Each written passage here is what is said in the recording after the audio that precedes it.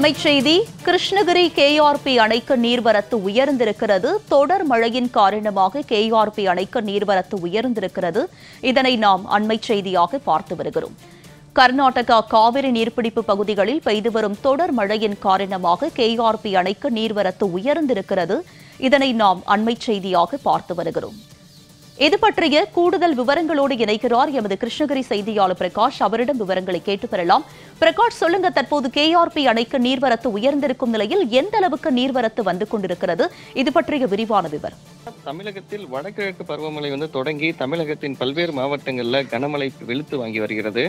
இந்த நிலையில கிருஷ்ணகிரி மாவட்டத்திலும் அவ்வப்பொழுது மிதமான மழை பெய்து வருகிறது. குறிப்பாக தென்பெண்ணை ஆற்று நீர்பிடிப்பு பகுதிகளில் விட்டு விட்டு மழை பெய்து வருகிறது. இதன் காரணமாக கிருஷ்ணகிரி கேஆர்பி அணைக்கு நீர் வரத்து தற்போது உயர்ந்திருக்கிறது. கிருஷ்ணகிரி கேஆர்பி அணைக்கு நீர் வரத்து நேற்று 1201 கன அடியாக இருந்த நிலையில இன்று 1321 கன அடியாக தற்போது அதிகரித்திருக்கிறது. அணையின் முழு கொள்ளளவை பார்த்தோம்னா 52 அடியில தற்பொழுது அணையின் நீர்மட்டம் 49.90 அடியாக உயர்ந்திருக்கிறது. அணையின் பாதுகாப்பு கருதி அணையில் இருந்து 1201 கன அடி தண்ணீர் தற்போது தென்பெண்ணை ஆற்றில் திறக்கப்பட்டிருக்கிறது. தொடர்ந்து மழை பெய்யும் பட்சத்தில் அணைக்கு நீர் வரத்து மேலும் அதிகரிக்க வாய்ப்பு இருக்கிறது.